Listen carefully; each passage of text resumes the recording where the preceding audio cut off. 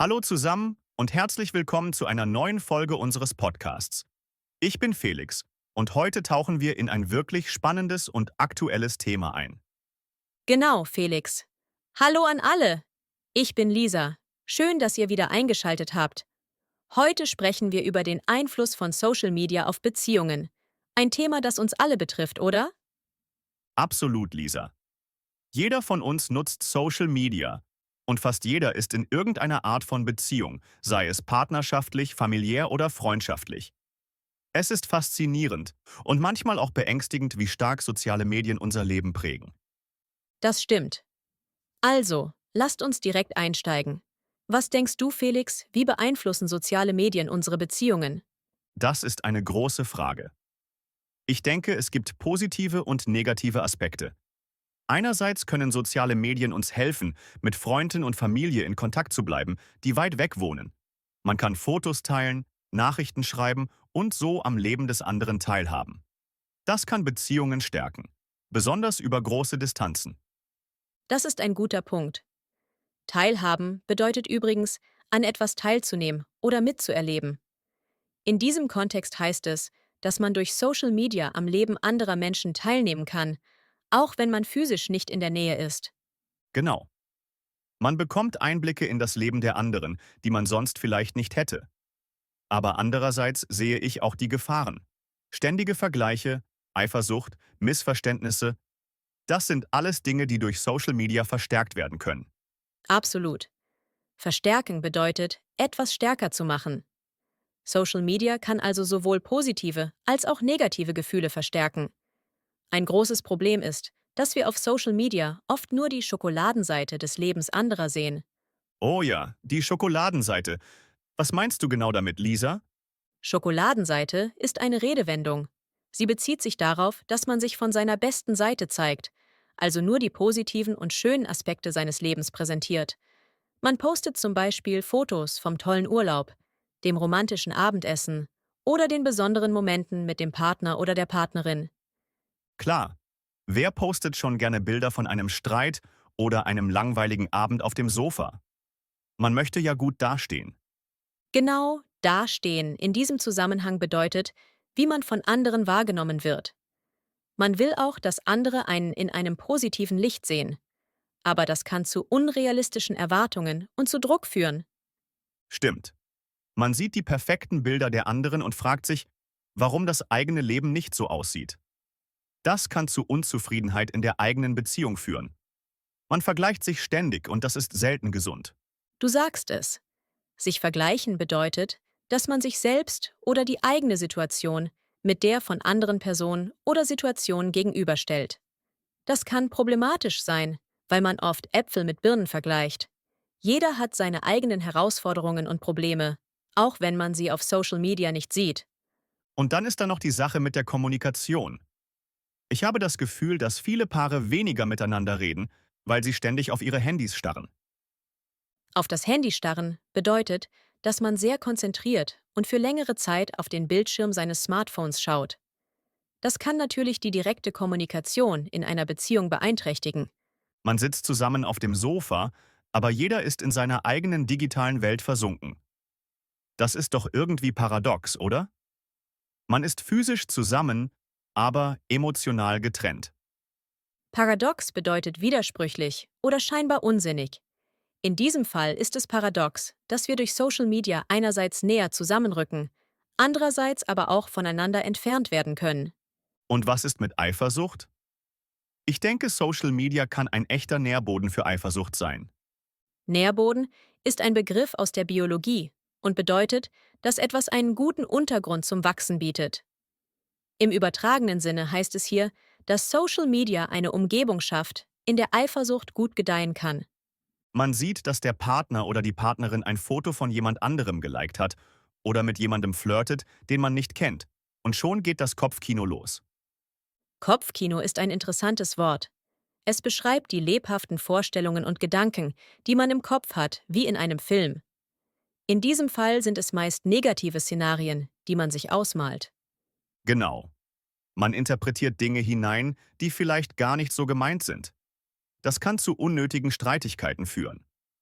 Hineininterpretieren bedeutet, dass man einer Sache eine Bedeutung gibt, die über das Offensichtliche hinausgeht, oft basierend auf eigenen Ängsten oder Vermutungen.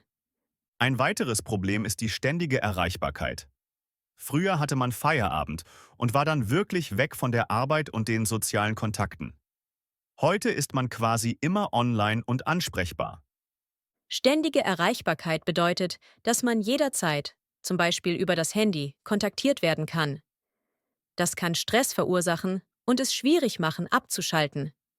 Abschalten heißt, sich zu entspannen und den Alltagsstress hinter sich zu lassen.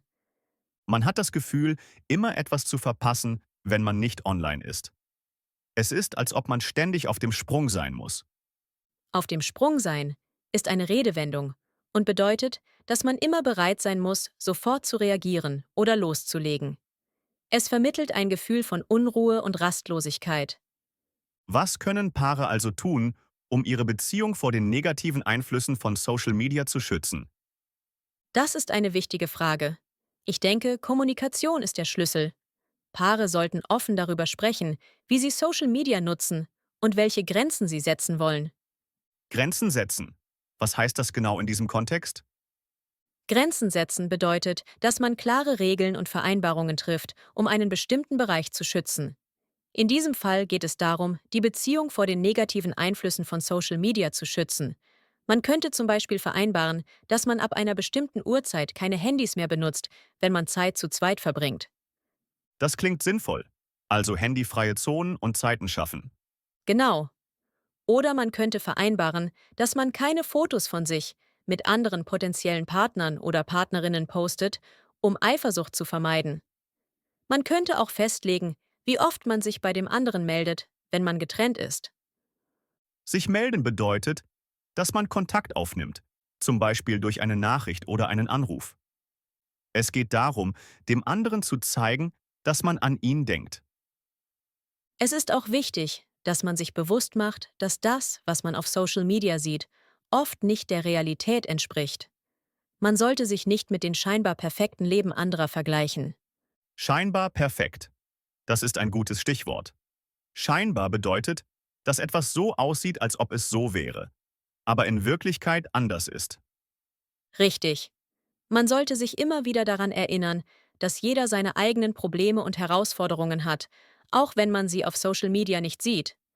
Und man sollte sich auf die positiven Aspekte der eigenen Beziehung konzentrieren. Also, zusammenfassend, kann man sagen, dass Social Media sowohl positive als auch negative Auswirkungen auf Beziehungen haben kann. Es kommt darauf an, wie man es nutzt und welche Regeln man sich setzt. Genau. Zusammenfassend bedeutet, dass man die wichtigsten Punkte noch einmal kurz darstellt. Und du hast recht. Bewusster Umgang und klare Kommunikation sind entscheidend. Es ist wichtig, dass man sich nicht von der digitalen Welt vereinnahmen lässt, sondern den Fokus auf die echte, reale Beziehung legt. Sich vereinnahmen lassen bedeutet, dass man von etwas so stark eingenommen wird, dass es einen großen Teil des eigenen Lebens bestimmt. Den Fokus legen heißt, seine Aufmerksamkeit und Energie auf etwas Bestimmtes zu richten. Also, liebe Zuhörer, nehmt euch Zeit füreinander, redet miteinander und lasst euch nicht von der Schokoladenseite des Lebens anderer täuschen. Sehr schön gesagt, Felix. Und denkt daran, dass ihr in einer Beziehung als Team agiert. Als Team agieren bedeutet, dass man zusammenarbeitet und sich gegenseitig unterstützt, um ein gemeinsames Ziel zu erreichen. Ich glaube, das war eine wirklich hilfreiche und informative Diskussion über den Einfluss von Social Media auf Beziehungen. Was meinst du, Lisa? Da stimme ich dir vollkommen zu, Felix. Wir haben viele wichtige Punkte angesprochen und hoffentlich einige nützliche Tipps gegeben.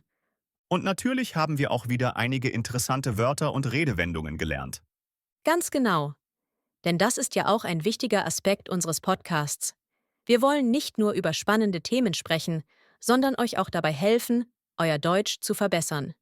So ist es.